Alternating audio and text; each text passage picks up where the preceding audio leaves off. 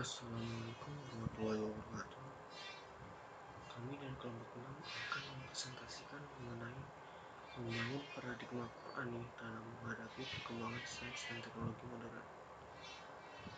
Di sini saya akan membacakan slide 1 sampai 4. Pengertian paradigma. Secara etimologis, kata paradigma dari bahasa Yunani yang asal katanya adalah para dan digma. Para mengandung arti di samping, di sebelah, dan keadaan lingkungan. Digma berarti sudut pandang, teladan, arketif, dan ideal. Dapat disimpulkan bahwa paradigma adalah cara pandang, cara berpikir tentang suatu realitas. Adapun secara terminologis, paradigma adalah cara berpikir berdasarkan pandangan yang menyeluruh dan konseptual terhadap suatu realitas atau suatu permasalahan dengan menggunakan teori-teori ilmiah yang sudah baku, eksperimen, dan metodologi keilmuan yang bisa dipercaya. Selanjutnya, teknologi dan sains. Kata sains dalam terminologi bahasa Inggris atau science yang berarti pengetahuan ilmiah, sedangkan dalam bahasa Arab kata ilmu berarti pengetahuan yang mendalam serta dipahami dengan yakin. Sains menurut konsep Islam adalah eksplorasi alam semesta yang memicu manusia untuk menemukan berbagai penemuan ilmiah agar berguna untuk kehidupan dan mengetahui tanda-tanda kekuasaan Allah. Pengertian teknologi dalam Islam adalah penerapan sains yang benar dan tepat sasaran serta dilandasi oleh nilai-nilai Islam.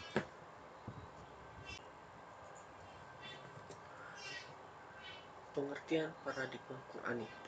Cara pandang dan cara berpikir tentang suatu permasalahan berdasarkan Al-Quran karena mengandung gagasan yang sempurna mengenai kehidupan dan dapat dirumuskan menjadi teori-teori yang empiris dan rasional.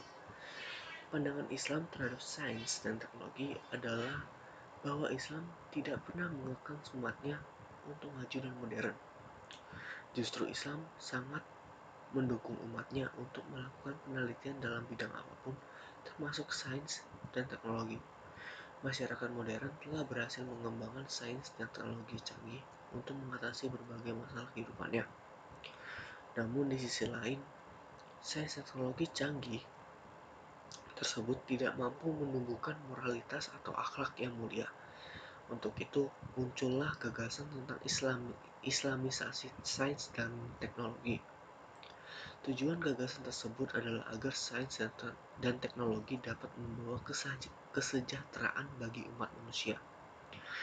Epistemologi Islam tersebut pada hakikatnya menghendaki bahwa sains dan teknologi harus mengakui adanya nilai-nilai kemanusiaan yang universal. Perkenalkan, saya Anandaike. Saya akan melanjutkan presentasi dari Bakri, yaitu mengenai landasan agama tentang sains dan teknologi. Yang pertama, menurut Quran surat Mujadilah ayat 11, yang berarti Allah akan mengangkat derajat orang-orang yang beriman dan berilmu pengetahuan beberapa derajat. Yang kedua, menurut Quran surat Asy-Syu'ara ayat 7, yang berarti, dan apakah mereka tidak memperhatikan bumi, berapakah banyaknya kami tumbuhkan di bumi berbagai macam tumbuh-tumbuhan yang baik.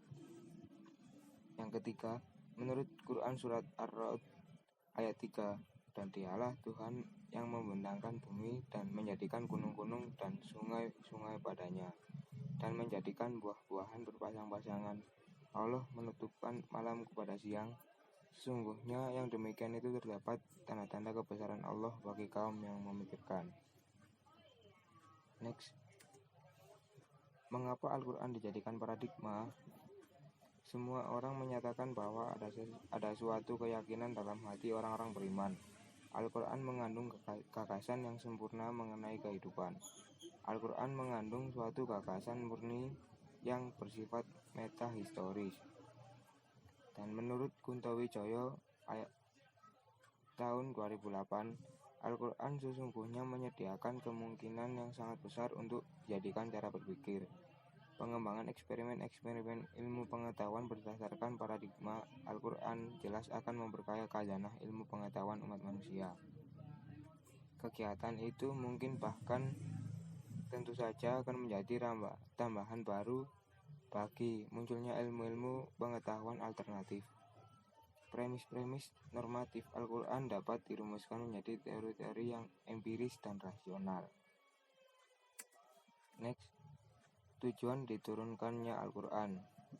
Menurut Yusuf Al-Qardawi menjelaskan bahwa tujuan diturunkan Al-Quran paling tidak ada 7 macam, yaitu yang pertama, meluruskan akidah manusia, yang kedua, meneguhkan kemuliaan manusia dan hak-hak asasi manusia, yang ketiga, mengarahkan manusia untuk beribadah secara baik dan benar kepada Allah, yang keempat, mengajak manusia untuk menyucikan rohani, yang kelima, membangun rumah tangga yang sakinah dan menempatkan posisi terhormat bagi manusia. Yang keenam, membangun umat menjadi saksi atas kemanusiaan. Yang ketujuh, mengajak manusia agar saling tolong-menolong. Peran Al-Quran dalam perkembangan sains dan teknologi. Dalam Islam, menuntut ilmu adalah sebuah kewajiban manusia untuk mengisi kehidupan duniawi dan akhirat. Itu berdasarkan surat Al-Alaq ayat 1-5, ialah dasar sains dan teknologi dalam Islam. Peran Islam dalam perkembangan sains dan teknologi yaitu yang pertama, menjadikan akidah Islam sebagai paradigma pemikiran. Yang kedua, menjadikan syariah Islam sebagai standar penggunaan sains dan teknologi. Selanjutnya, prinsip-prinsip pandangan Islam. Prinsip-prinsip pandangan Islam tentang sains dan teknologi dapat diketahui pada wahyu pertama yang diterima Nabi Muhammad SAW dalam surah Al-Alaq ayat 1-5. Dalam pandangan Islam, sains dan teknologi juga digambarkan sebagai cara mengubah suatu sumber daya menjadi sumber daya yang lain yang lebih tinggi nilainya, sebagaimana dalam surah Ar-Ra'd ayat 11 yang berbunyi, sesungguhnya Allah tidak merubah keadaan suatu kaum sehingga mereka merubah keadaan yang ada pada diri mereka sendiri. Selanjutnya, dampak sains dan teknologi bagi umat manusia. Yang pertama, ada dampak positif, yaitu berguna untuk menyadarkan umat Islam untuk selalu dekat dengan Allah Subhanahu wa Ta'ala. Yang kedua, mengantarkan pada era yang lebih maju dan sejahtera. Yang ketiga, mempercepat dan memudahkan sebuah komunikasi yang dijalin antar umat manusia atau umat muslim itu sendiri. Lalu yang kedua, ada dampak negatif. Yang pertama, menumbuhkan sifat angkuh dan congkak. Lalu yang kedua, gaya hidup menjadi buruk. Dan yang ketiga, memodernisir kepuasan hawa nafsu manusia yang makin lama makin tak terkendali, seperti itu. Untuk selanjutnya, menggali sumber histori, filosofi, psikologi, sosiologi, dan pedagonis tentang paradigma Qurani untuk kehidupan modern. Dalam sejarah peradaban Islam, ada suatu masa yang disebut dengan masa keemasan Islam. Disebut dengan masa keemasan Islam karena umat Islam berada dalam puncak kemajuan dalam berbagai aspek kehidupannya, yaitu ideologi politik, sosial, budaya, ekonomi, ilmu pengetahuan dan teknologi, pertahanan, keamanan. Karena kemajuan itu pula, maka dunia Islam menjadi pusat peradaban dan dunia Islam menjadi superpower dalam ekonomi dan politik. Ekspansi dakwah Islam semakin meluas dan diterima oleh belahan seluruh dunia. Ketika Islam datang, kekuasaan politik semakin luas dan implikasinya kemakmuran ekonomi juga semakin terbuka, tambah suburnya dan tentu lebih merata.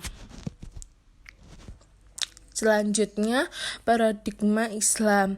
Manusia yang beriman dan bertakwa akan memanfaatkan kemajuan sains dan teknologi. Mereka menjaga, memelihara, melestarikan kelangsungan hidup manusia dan keseimbangan ekologi sehingga bukan untuk kerusakan di bumi. Firman Allah Subhanahu wa ta'ala, telah nampak kerusakan di darat dan di laut disebabkan karena perbuatan tangan manusia, supaya Allah merasakan kepada mereka sebahagia dari atau akibat perbuatan mereka, agar mereka kembali ke jalan yang benar. Surat Ar-Rum ayat 41. Ayat ini menjelaskan kerusakan yang disebabkan oleh tangan-tangan manusia yang akan berdampak kembali pada manusia itu sendiri. Kejadian ini telah terasa salah satunya disebabkan oleh penyalahgunaan sains dan teknologi. Kunci sukses menurut Al-Faquri. Kunci sukses dunia Islam tentu saja kembali kepada Al-Quran. Al-Faquri menjabarkan dengan langkah sebagai berikut. 1. Memadukan sistem pendidikan Islam. 2. Meningkatkan visi dengan cara mengukuhkan identitas Islam melalui 2 tahapan. Tahapan pertama yaitu mewajibkan bidang studi sejarah peradaban Islam. Tahap kedua yaitu islamisasi ilmu pengetahuan. Yang ketiga, untuk mengatasi persoalan metodologi ditempuh dengan langkah-langkah berupa penegasan prinsip-prinsip pengetahuan Islam sebagai berikut, yaitu the unit of Allah dan the unit of creation, the unit of truth and conflict, the unit of life, the unit of humanity. Selanjutnya, kunci sukses menurut Al-Faquri.